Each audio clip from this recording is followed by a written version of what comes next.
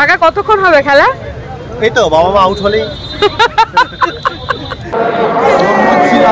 গত সানডে আমরা গেছিলাম ইন্ডিয়া ভার্সেস সাউথ আফ্রিকার ফার্স্ট টেস্ট ম্যাচ দেখতে ইডেন গার্ডেনে। আর আমরা ছিলাম প্রচন্ড কনফিডেন্ট আর প্রচন্ড এক্সাইটেড। সেটা ভিডিও শুরুতে নমুনা দেখে বুঝতেই পেরে গেছেন হয়তো। প্রায় 6 বছর পরে ইডেনে আবার একটা test match, India versus south Africa. এই এক্সাইটমেন্টকে তো ধরে রাখা যায় না। আর বাঙালিরা তো এমনিতেও খেলা নিয়ে একটু বেশি উচ্ছ্বসিত থাকে। তাই সকাল সকাল আমরা ব্রেকফাস্ট করে বেরিয়ে পড়েছিলাম ইডেন গার্ডেনের উদ্দেশ্যে। একটা রবিবারের সকালে যেমন বাসে ভিড়, তেমন রাস্তাতেও ভিড়। কি না, ইডেনে খেলা হচ্ছে।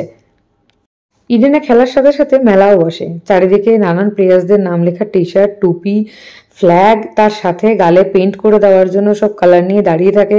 সে এক আলাদাই এক্সাইটমেন্ট কাজ করে। ভিড় ঠেলে গুতোগুতি করে, না খুব একটা গুতোগুতি করিনি, বাট হ্যাঁ ভালোভাবেই মজা করতে করতে আমরা পৌঁছে গেলাম ইডেনে। আমাদের টিকিট অনুযায়ী আমরা সেই গেটে পৌঁছেছি, সেখান থেকে এন্ট্রি নিয়েছি। আমরা যতক্ষণে ঢুকেছি ততক্ষণে খেলা অলরেডি শুরু হয়ে গেছিল। আর সব থেকে অদ্ভুত ব্যাপার, সেদিন স্টার্টিংয়ের দিকে সবাই একটু সাউথ আফ্রিকাকে সাপোর্ট করছিল, কারণ ভেবেছিল ইন্ডিয়া 100 রান চেস করেই নেবে, কোনো ব্যাপারই না। দেন উই স্পটেড অক্ষর Patel and definitely the best player Bumrah.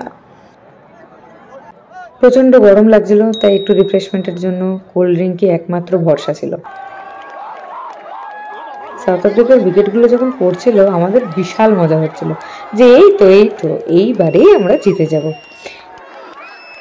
কিন্তু জেতা আর হলো না, উল্টে গরমের মধ্যে প্রচুর খাওয়া দাওয়া করলাম, রিফ্রেশমেন্ট হলো, ঘুমালাম, আর প্রচণ্ড নিরাশা হতাশা হয়ে বাড়ি ফিরলাম।